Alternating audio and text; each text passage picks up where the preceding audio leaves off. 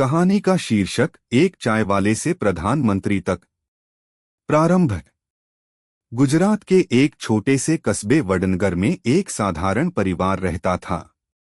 उसी परिवार का एक छोटा लड़का था, नरेंद्र, जो बचपन से ही बहुत जिज्ञासु और मेहनती था। उनका घर अमीर नहीं था, लेकिन उनके सपने बहुत बड़े थे। हर सुबह नरेंद्र अपने पिता के साथ रेलवे स्टेशन पर चाय बेचने में मदद करता था। ठंडी हवा में जब ट्रेन रुकती, तब वह मुस्कुराते हुए यात्रियों को आवाज लगाता, चाय लो भाई, गर्म गर्म चाय। लोग उसकी मीठी बोली और तेज आंखों से प्रभावित होते। वो सिर्फ चाय नहीं बेचता था, वो लोगों से बातें करता, उनके शहरों के बारे में पूछता और देश के कोनों की जानकारी जुटाता था। संघर्ष और सीख। नरेंद्र को पढ़ाई से बहुत लगाव था। चाय बेचने के बाद वह स्कूल जाता और खाली समय में किताबें पढ़ता।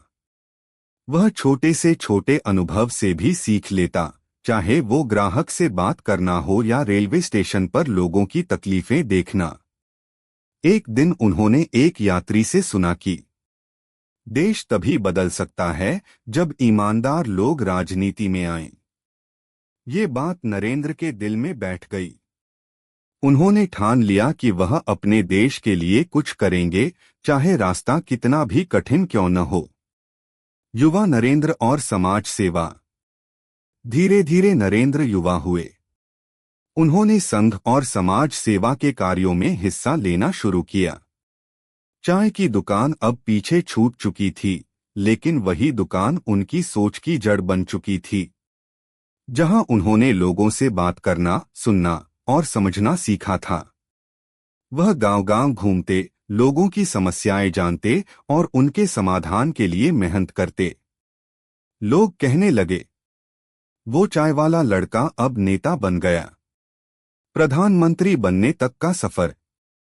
कई वर्षों की मेहनत, ईमानदारी और जनता से जुड़ाव ने नरेंद्र मोदी को 2014 में भारत का प्रधानमंत्री बना दिया। जब उन्होंने संसद के दरवाजे पर सिर झुकाया, तो पूरा देश भावुक हो उठा।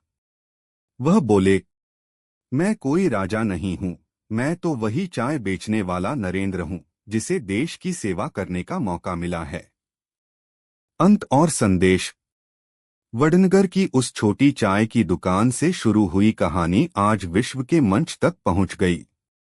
नरेंद्र मोदी जी की जिंदगी हमें ये सिखाती है कि अगर हौसला बुलंद हो और नीयत सच्ची हो, तो चाय बेचने वाला भी देश चला सकता है।